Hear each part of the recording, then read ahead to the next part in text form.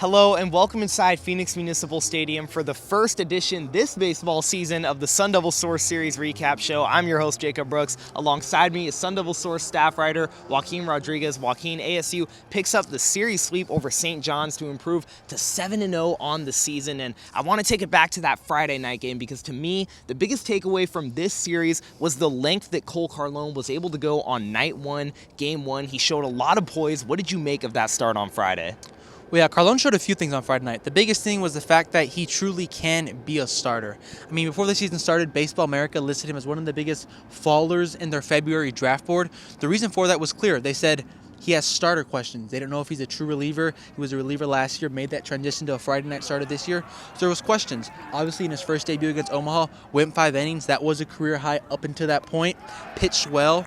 And then came into this Friday looking to kind of prove the naysayers that he truly can be a starter. And he did just that. Pitched 84 pitches, a career high, went 6 innings, also a career high, dealt 9 strikeouts, the second most of his career. So all along, Carlo just proved that he's a guy who can be a starter. Now with that said, we'll speak later on in the recap show about the fact that they have a gauntlet coming up, 5 games in 6 days. We'll speak on that later. But up to this point of the season, through 2 starts, Carlo has proved that he has the talent to be a starter. And the biggest thing for that is the fact that in his first pitch Friday night, it was clocked at 96 miles per hour. And on that 84th pitch, which was a strikeout to get ASU out of a 6-inning jam, it was 96 miles per hour. High fastball, struck the batter out. I think Carlo has proved that he has what it takes to be a starter. Now it's just a question if he can do that to the talent that they're going to go against come next week. And Joaquin, pitching has kind of been that Achilles heel for Sun Devil baseball in Willie Bloomquist's tenure at the helm, and he's openly acknowledged that many times in past press conferences. But outside of Carlo, it wasn't always perfect for the Sun Devil pitching staff in this series. Easton Barrett was only able to go 2 1/3 innings today in the Sunday game. Last week against Omaha, he wasn't even able to go 2 innings. So what did you make of his performance and also just overall the pitching staff as a whole? Have you left this series with more questions than answers?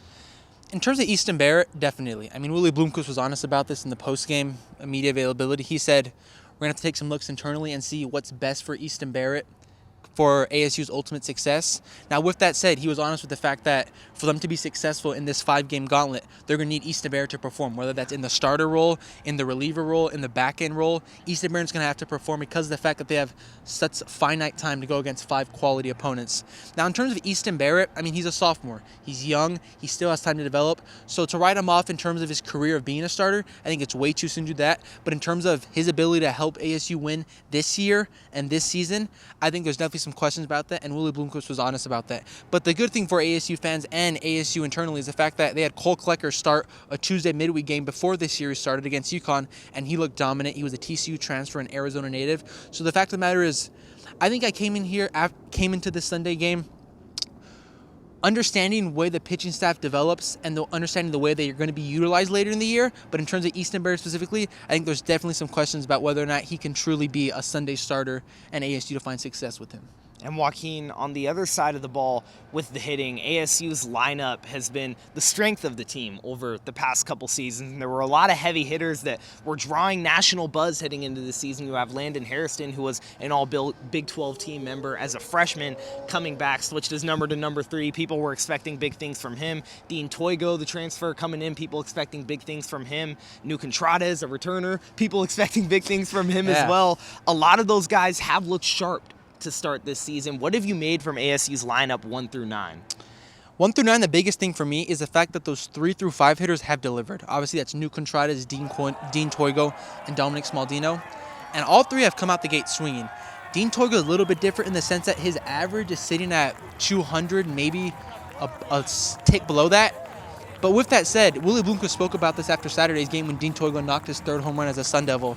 The fact that Toigo is able to be an impact player and stay in that 3-hole spot and stay in that 4-hole spot while struggling batting average-wise just shows the talent Toigo has, whether that's plate discipline, the ability to make contact, to move runners over, hit sac flies. So Toigo specifically, he said it himself in the Saturday post-game press conference that he knows he's not at his full potential yet and that he knows there's room to grow. But with that said, 3 home runs, staying in that 4-hole spot for ASU. He's delivered when it's needed to most. New Contradas, I think, has been the guy. He's a co-captain of the team along with Sean Fitzpatrick, and he has not only led this team internally in the clubhouse, offensively, he's came out the gate swinging. He's hitting over 400 average-wise. has multiple multi-base hits, has multiple home runs, has delivered in the biggest moments, has 2 grand slams up until this point. One of them was in this series. So New Contrada has delivered. And I think 1 through 9, Willie Bloomquist is honest about it.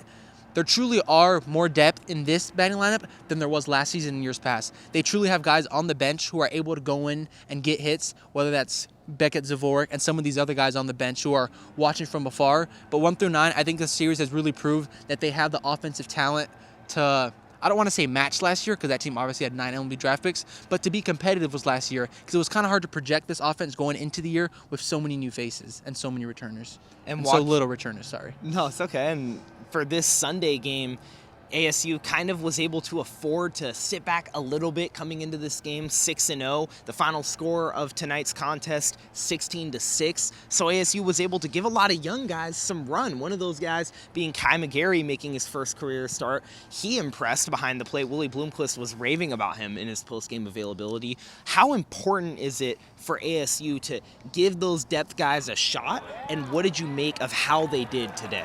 But yeah, Bloomquist has spoken all preseason about giving those young guys opportunities to get in the game so they know when their time comes, they have the chance to deliver and they know what it's like to be in the game delivering.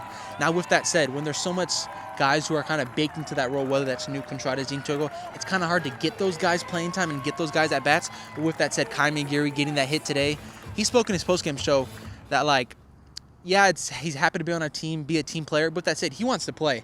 And I think that feeling is shared among a lot of those guys who feel like they're talented enough to play, but haven't gone in and actually gotten that playing time. McGarry walked in with that chain across his neck.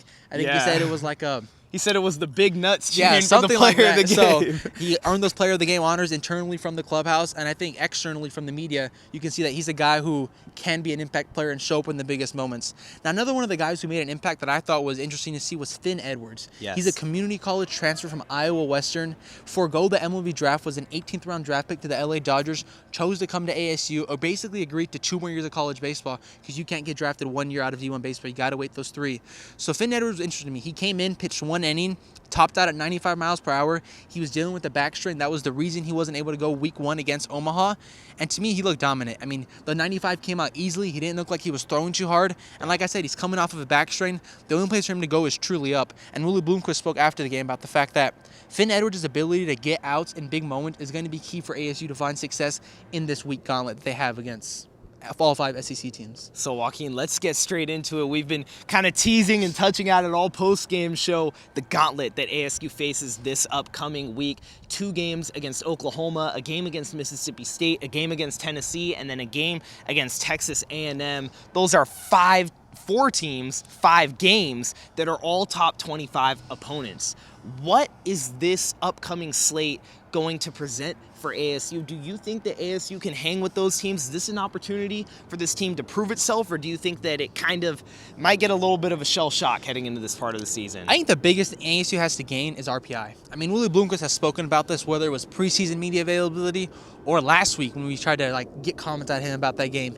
He was honest. He's like, the truth is, in today's landscape of college baseball, to get into the postseason, you have to have a good RPI. You have to schedule those opponents that can grow your RPI. That comes selection day, the voters can look back at your schedule and be like, oh, they played these opponents. That proves they're this. Measure them up. It's much like college basketball in that way. Yeah. Now, in terms of the actual opponents, I think it's really hard to gauge this point. I mean, there's so many newcomers, and if we're being honest, St. John's, UConn, Omaha, these are non-powerful opponents, and the SEC is a different gauntlet. It's a different league. People talk about that in college baseball, whether it's the money they have to throw at players to get the best talent or the facilities. SEC is a different class. So I think ASU has a great opportunity to not only help its RPI, but to show the world that we're at this level and y'all aren't treating us like that. I mean, preseason polls, nobody voted ASU to be in top 25, whether that was D1 baseball or Baseball America. So I think they have a chance to not only show the world or the country what they're made of. Beckett Zavorik was honest about this in his post-game availability today. He said, I feel like we're being slept on. I'm excited to go show the world what we're made of. So I'm just reciting what these players are saying. They're excited to go out and show these people what they think they're made of. And I think it's, not only going to help their RPI come June, May, when it's time to get voted for the postseason, but it's giving themselves internally a chance to know this is where we stack up. They're only 7 games into the season. It's a 56-game season. Willie Bloomquist made that obvious today. He's like, we're not going to go any talk about postseason this early on. He was not taking the bait. But with that said, I mean, it's going to be a good chance to see how they stack up against teams that will probably be in the mix come postseason selection day. Yeah, Joaquin, time will tell because this is a massive week for ASU baseball, and on the other side of it, we'll have a lot of analysis. But that'll do it for this edition of the Sun Devil Source Series Recap Show presented by Jones Auto Centers following ASU's series sweep over St. John's. That's it for Jacob Brooks and Joaquin Rodriguez. To keep up with the rest of our series recap coverage, make sure to check out sundevilsource.com or our Sun Devil Source socials, and we hope you all have a great rest of your Sunday night.